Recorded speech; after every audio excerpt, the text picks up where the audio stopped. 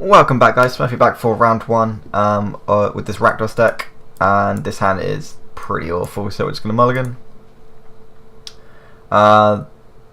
This hand is bad as well, so we don't have a discard outlet for Fiery Temper, which is normally okay, but we just have 2/1 drops and a tapped land, and it feels really bad keeping this hand, but I think we just have to. And like not being able to play a 1-drop on turn 1 is really bad, and then on turn 2 only being able to play 1 unless we draw another land, it feels really bad, but I think this is about as good as it's going to get. Yeah. I found this deck actually mulligans a lot better than a lot of other decks, because if you draw a Hazoret and you have 4 land, then you can just catch up so quickly, because Hazoret deals so much damage so quickly. Whereas a lot of other decks, like if you need like a critical mass, whereas Hazoret and things like that enable you not to need that as much, and we definitely want that on top. So it looks like we're actually gonna be fairly okay with our land drops for the first couple of turns. We're just gonna play Forbidding Ruins, sorry, and get a 1-drop into play. So we're against a green deck. If they play a 7th, then I'm happy to trade it for the Dread Wanderer anyway. So I'm going to play the Dread Wanderer. If we needed to get the damage in, then we would play the Adept because it has Menace. However, we're more than happy for this to trade in here, so that's absolutely fine.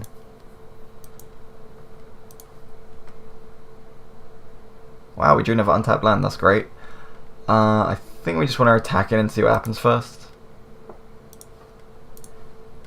I expect they'll trade here. No? Okay. That suggests to me that they have a good 4-drop. I think we want to play the Mountain into Scrap Heap Scrounger here.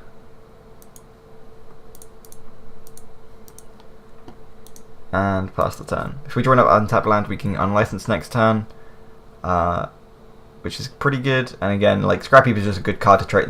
Both of these creatures are fine to trade in because we can get recursion value from them.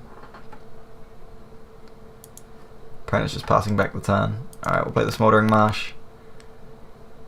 I think we're just going to attack here.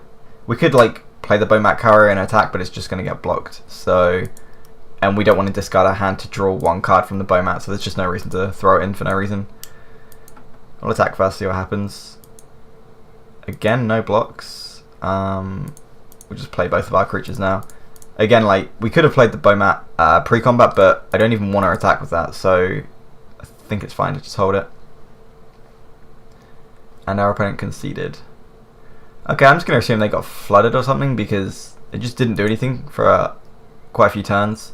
They drew double Ulamog and double Chandra. Sure. 1, 2, 3, 4. Okay, so they just got land screwed. And I think that was a pretty early concession, like, I guess they'd have to draw like 2. Yeah, alright, fair enough. But I think that was a pretty early concession, but whatever.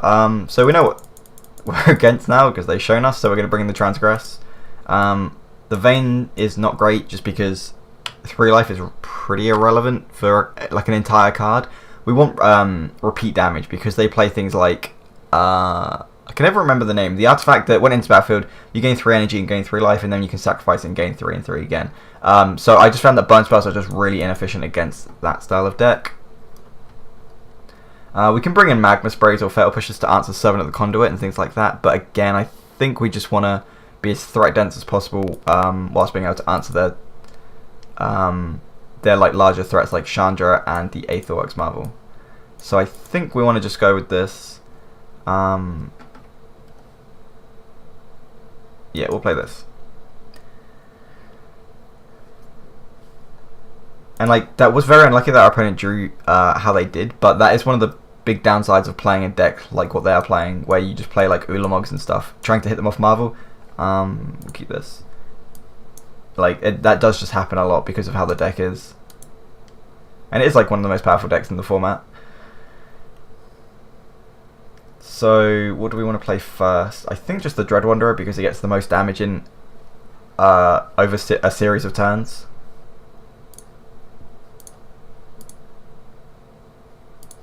So play the Dread Wanderer. Next time we can play both of our 2-drops. Sorry, both of our 1-drops, and hopefully we can get Hellbent as soon as possible for Hazoret.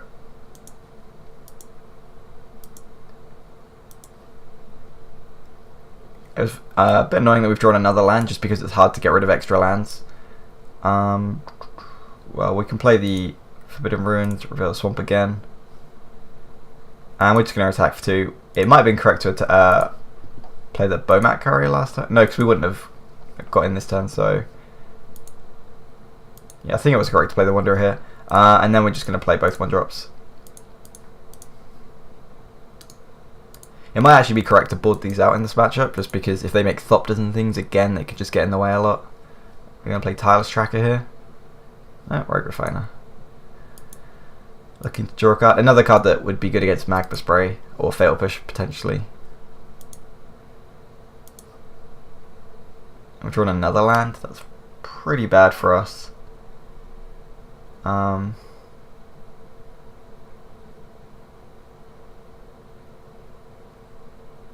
We'll just play Swamp and attack.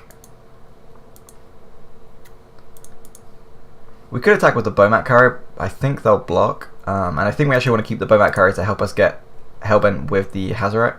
So we're just going to attack with these 2 for now.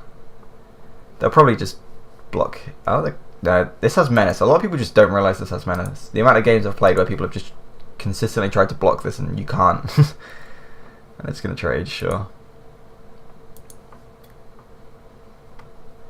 And yeah, we'll just pass the turn. This game is looking pretty bad just because we've drawn 6 lands.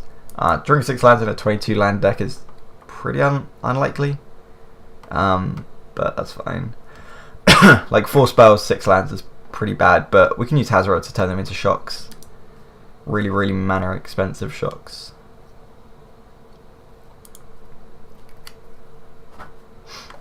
And what land is that? Oh, okay. Artwork's pretty sweet on that. Another Rogue Refiner, sure. It looks like they're just trying to hit their land drops at this point.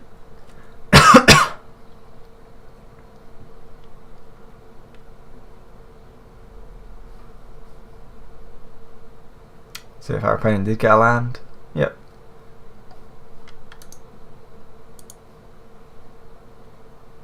I'm just drawing another land, which is pretty poor. We're just going to play a mountain. And...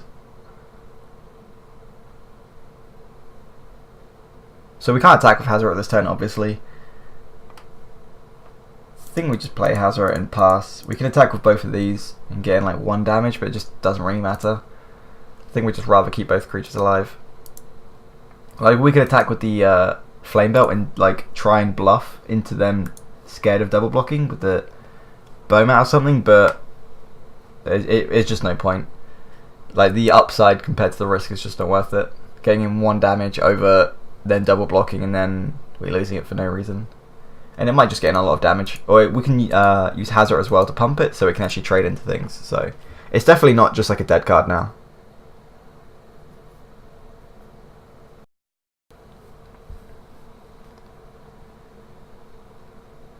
Our opponent is 1 energy short from activating Marvel, but again, if they want to block, then a creature will die and that will trigger it. So let's go play Servant.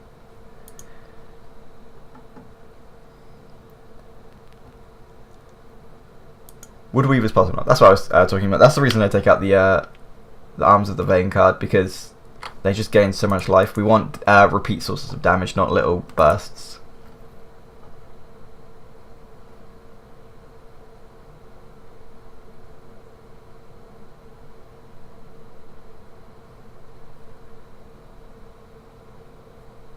There's no way our opponent attacks here. No, sweet. And we draw another land. Alright, we're just going to play Smoldering Marsh and attack with everything. Oh crap, we can't.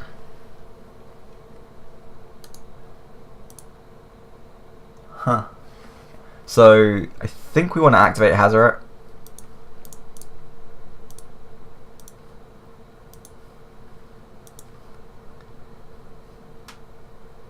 And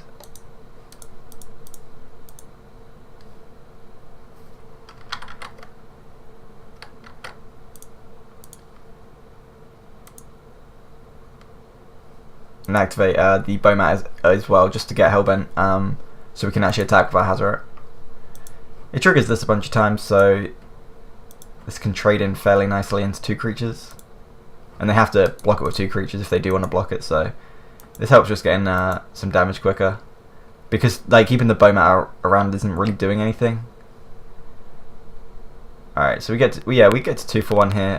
Obviously we discarded a bunch of lands, which is not good. Not that good that we had to pitch a bunch of cards, but at least we're getting damage this way.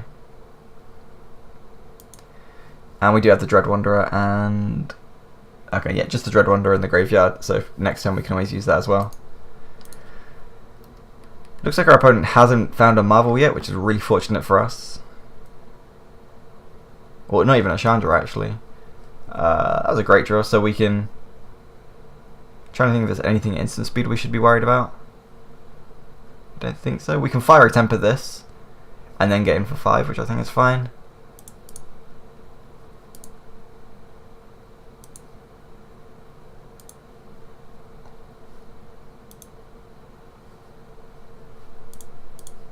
We could have also just brought back the Wanderer instead, but I think it's fine to do it this way.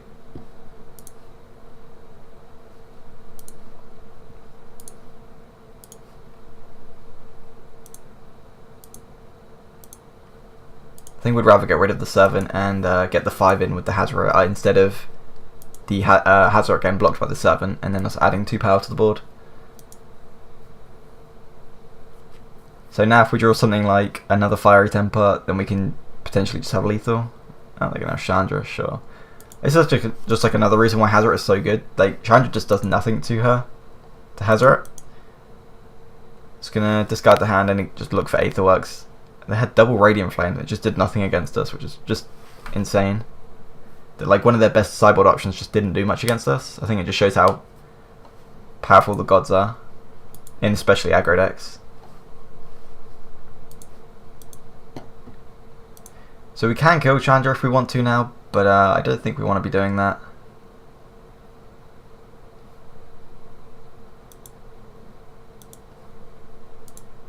We're just going to attack our opponent and then throw this land at them, and then we only need to deal 2 damage to them.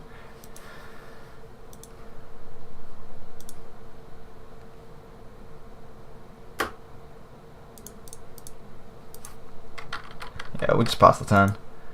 There's no reason to do it now. So even if they have like a Marvel, they can use it, exile Hazoret and a land, and then we still have like 2 turns. Oh, I guess actually that might have been a reason. Yeah, we should have played the Wanderer then.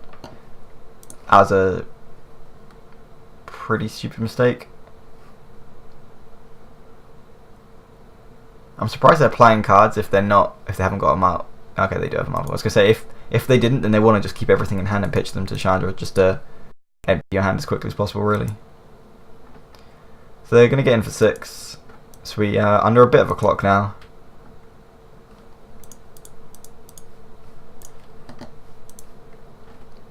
And we do not want to direct it to Chandra.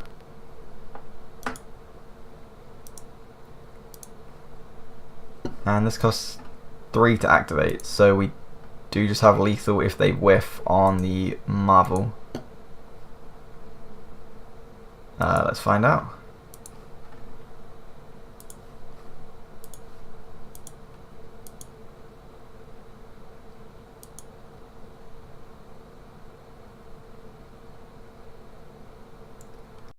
If they... Okay, so they get Ulamog, they get a Hazoret and a land. I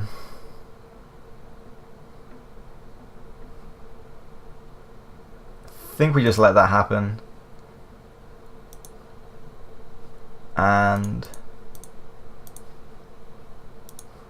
bring back the Dread Wanderer and play the other one in our hand. We could have just thrown actually one of the... Yeah, it might have actually been better to throw the one in our hand at our opponent, but then we don't get the other in. Oh no, that is just lethal anyway, fair enough. Alright, on to game 3. Is there anything we want to change? I can see bringing Magma Spray over Unlicensed, just trying to go lower to the ground. I don't mind trying that. I think we still want at least 2.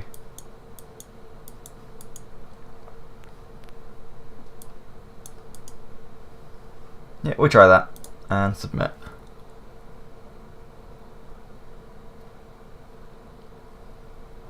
If our opponent, if it wasn't for the for our opponent gaining so much life, I think we would be alright with the Arms of the Vein, but can't really afford to keep it in if they're going to gain a lot of life.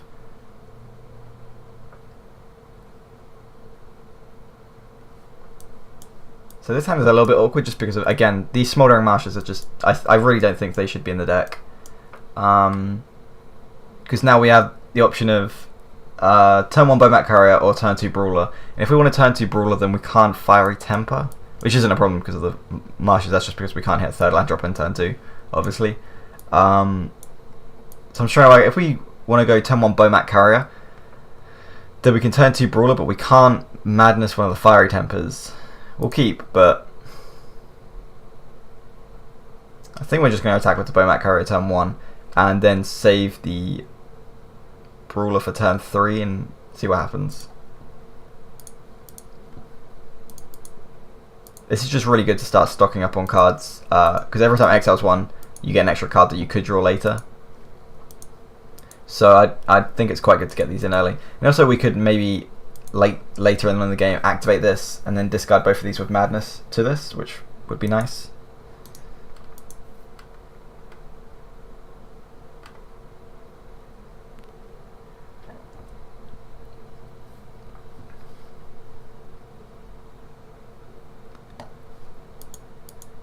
I feel like every time I play against Marvel they always have the attunes. Probably just gonna get like a mountain or an island.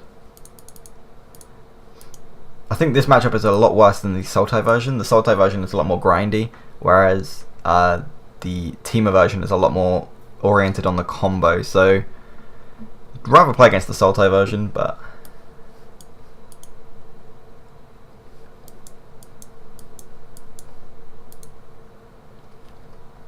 our opponent has taken a long time to decide what to attune for.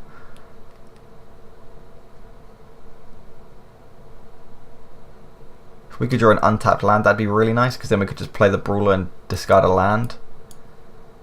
And then keep the Fiery Tempers for later, or something like that, but we'll see what happens.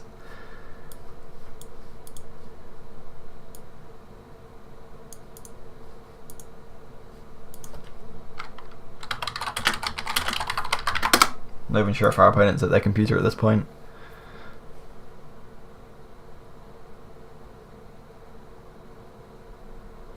The other card we could consider bringing in this matchup is let's have a look. Is the, I don't even know what this is actually called. This Mummy. I'm not even going to attempt to pronounce that first word. But yeah, just like against a combo deck, making them discard cards is pretty good. Unfortunately, they don't need like a large amount of cards to go off. They only need a Marvel and 6 energy, which is fairly easy to achieve. So making them discard a card tends to not actually be that good against them, I don't think. We drew a Magma Spray, which isn't terrible. We'll play a Smouldering Marsh, and we'll just get him for 1. So if they play like an early game creature, then we can just use Magma Spray. It unfortunately doesn't hit Rogue Refiner, but I found that the Teamer lists are playing less and less Rogue Refiners these days. So no, sorry, not Rogue Refiner, Whirl of Virtuoso. So the less, because Whirl of Virtuoso has 3 toughness, so the Magma Spray is becoming more and more efficient against Teamer decks, I think. Not that it's great anyway. It's going to play Servant, sure.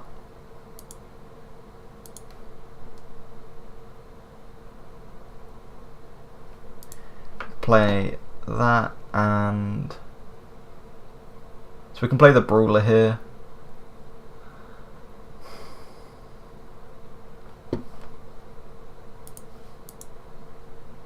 Not really sure what our best line is here. So if we play the Brawler, we're just developing the board the most. If we Magma Spray this, we're building up our Bowmat Carrier as well. We're also turning our opponent off a turn 4 Marvel. They don't have the energy, but just having them stick to turn 4 Marvel would be a bit worrying. I think we just have to play to the board at this point.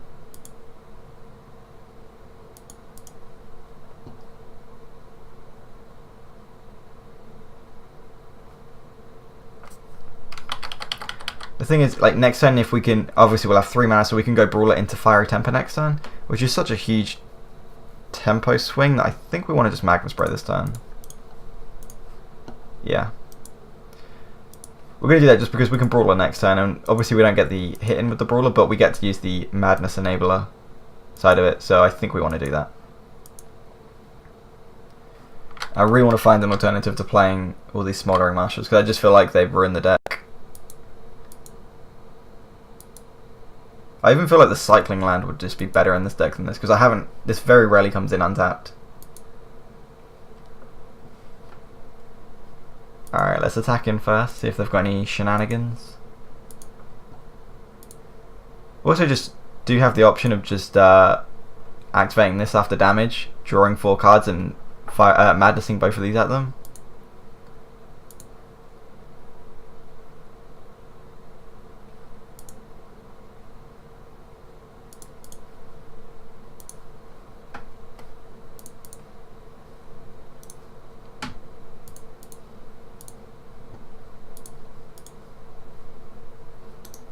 And we just have to hope they don't kill our Bomat Courier. You can just keep up the mana to keep the Bomat Courier active at all times. So if your opponent tries to kill it, you can just respond by sacrificing it. Yeah, that's pretty bad for us. Yeah, like trying to keep Bomat Courier alive when it's got that many cards underneath it is pretty good. We're just going to play both Adepts here, and then next time we can key and use the Madness, or use the discard cost to Madness Fiery Temper in, which will pump both of these because we've discarded a card, and our opponent's got Marvel.